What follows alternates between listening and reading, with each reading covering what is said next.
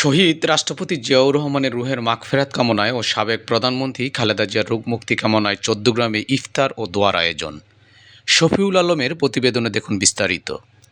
বিএনপির ভারপ্রাপ্ত চেয়ারম্যান তারেক রহমানের দিক নির্দেশনায় নেতাকর্মীদের সমন্বয়ে কুমিল্লা চৌদ্দগ্রাম উপজেলায় শুভপুর ইউনিয়নের ৪ নং ওয়ার্ড বিএনপি ও সহযোগী অঙ্গ সংগঠনের উদ্যোগে প্রায় ৮ শতাধিক লোকের উপস্থিতিতে প্রবাসী ইমরান হোসাইন ইমামের সার্বিক সহযোগিতায় শহীদ রাষ্ট্রপতি জিয়াউর রহমানের রুহের মাগফিরাত কামনায় ও সাবেক প্রধানমন্ত্রী খালেদা জিয়ার রোগমুক্তি সুস্বাস্থ্য কামনায় তিনপাড়া মরিয়ম জামে মসজিদ প্রাঙ্গণে ইফতার ও দোয়ার আয়োজন করা হয়। আপনি কি প্রবাসে গিয়ে স্বাবলম্বী হতে চান? পূর্বে বুকিংকৃত বিমানের টিকিট পরিবর্তন করতে চান, অথবা ট্যুরিস্ট ভিসার মাধ্যমে এই সুন্দর পৃথিবী ঘুরে দেখার স্বপ্ন দেখছেন? আপনার স্বপ্নকে বাস্তবায়ন করতে A to Z travels and tours আছে আপনার সাথে।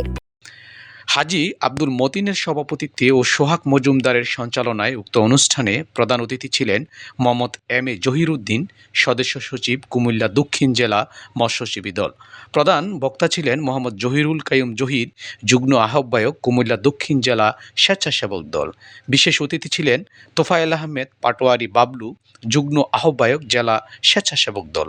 অন্যান্যদের মধ্যে আরও উপস্থিত ছিলেন আহসান হাবিব জিয়া, আব্দুল হালিম, নাসিম, মাবুল হক, সুকি মাহবুব, মফিজউদ্দিন ড্রাইভার, মহিন খান সহ বিভিন্ন নেতৃবৃন্দ। এ সময় উপস্থিত বক্তারা বলেন, আগামী সংসদ নির্বাচনে কুমিল্লা 11 সংসদীয় আসন থেকে তারেক রহমানের নির্দেশনায় ও দলীয় সিদ্ধান্ত মোতাবেক যাকে মনোনয়ন দেওয়া হবে, আমরা তাকে জনগণ ও ভোটের মাধ্যমে বিজয়ী করব ইনশাআল্লাহ। মাহফিল আয়োজন করা হয়েছে বিভিন্ন যে আজকে যে ইফতার পার্টির মধ্যে দোয়া ও মিল্লাতের আয়োজন করা হয়েছে, আপনারা সব